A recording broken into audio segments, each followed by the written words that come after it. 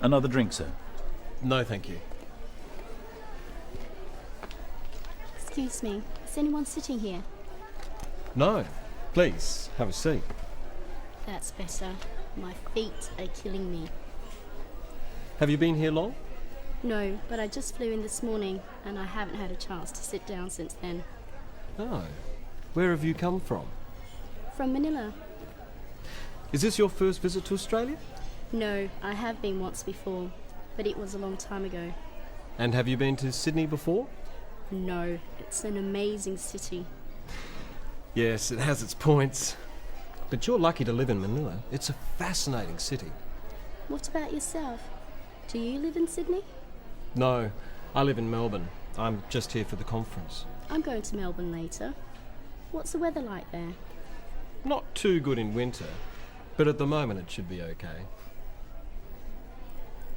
So, how's your hotel? It's good, very convenient. Just near the harbour. Have you seen the Opera House yet? Yes, we flew right over it. Excuse me, there's someone I must talk to. It's been very nice to meet you. I'm Walter, by the way. You too, I'm Sue. Perhaps we'll meet later. I hope so.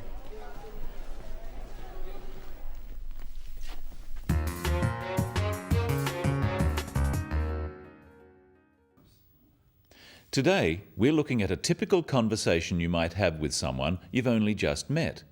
At a conference, for example. What sort of thing can you talk about?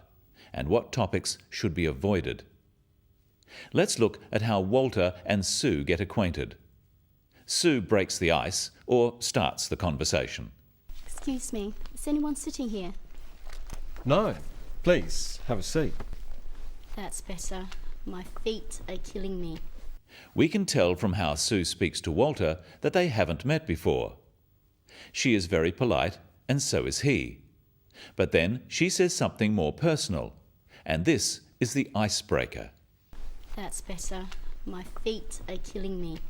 Sue is letting Walter know two things. Firstly, that she is tired, and secondly, that she is willing to have a friendly conversation with him. By making a more personal or casual remark, she is inviting him to respond. Have you been here long? No, but I just flew in this morning and I haven't had a chance to sit down since then. Walter asks, "Have you been here long?" To start a conversation like this, it's fairly safe to talk about what people have just done. For this, we use the present perfect, have. Practice with Walter some typical questions like this you could ask. Have you been here long? Have you been to Sydney before?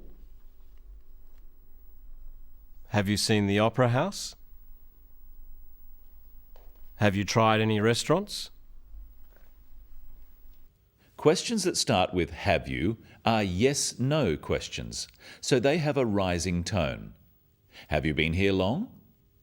When answering these questions in a situation like this, it is helpful to add some information, not just say yes or no. If you just say yes or no, people may think you don't really want to talk. Have you been here long? No. No. Instead, notice how Sue helps the conversation along by giving some extra information. Have you been here long? No, but I just flew in this morning and I haven't had a chance to sit down since then. Oh. Where have you come from? Sue has said that she flew in this morning, so this gives Walter an obvious next question. Where have you come from? This is a different type of question. It's asking for information. Questions beginning with where, when, what, why, who, are all questions asking for information. Notice the difference between where have you come from, meaning where did you fly from, and where are you from, meaning what is your nationality. Notice also the falling tone with these questions. Where have you come from? This makes the question sound friendly. But be careful not to ask too many questions like this altogether. The other person may think You're being too nosy. Where are you from? Manila. What do you do? I'm an accountant. Why are you here? I'm on business. Who are you with? My boss. Excuse me. Where are you going? Of course, some questions like this are all right, but try not to sound too inquisitive, and offer some information or ideas yourself. Is this your first visit to Australia? No, I have been once before, but it was a long time ago. And have you been to Sydney before? No, it's an amazing city. Yes, it has its points. But you're lucky to live in Manila. It's a fascinating city. Sue doesn't just answer yes or no, she adds some extra information. And Walter finds the opportunity to give his opinion and to compliment the place Sue comes from. Now it's Sue's turn to ask a question. What about yourself? Do you live in Sydney? No, I live in Melbourne. I'm just here for the conference. Sue wants to ask Walter about himself. This is showing interest. So she says, "What about yourself?" Practice some useful phrases to introduce a question. And what about yourself? And how about you? These phrases should be followed by a question. Practice again with the question to follow. And what about yourself?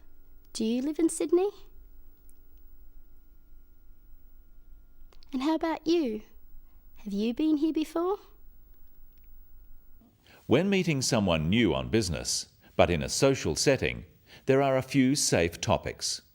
We can talk about travel and accommodation, basic questions about the other person, about the city you are in, interesting sights to see, and of course, the weather. I'm going to Melbourne later. What's the weather like there? Not too good in winter, but at the moment it should be okay. Finally, let's look at how Walter ends the conversation. He needs to make sure the other person doesn't think he is bored.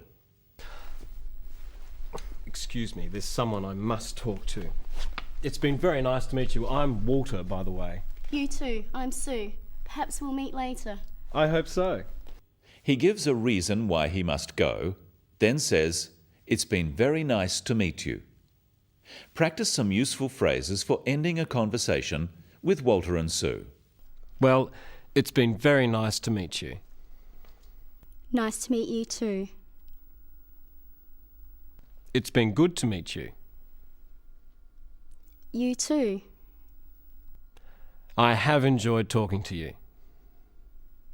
So have I. I hope we can meet again. So do I. Perhaps we'll meet again. I hope so. In conversation, when asking questions, remember to use a rising tone for yes-no questions, such as those starting with "Do you?" or "Are you?" Questions starting with "Do you?"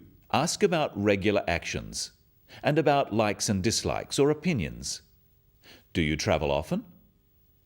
Do you like the weather here? Do you think this session will be interesting? Questions starting with "Are you?" are asking for personal information. Are you from Manila? Or intentions? Are you going to the dinner? Questions starting with where, when, what, why, or who are asking for information, and they often have a falling tone. Where do you come from? When are you going back?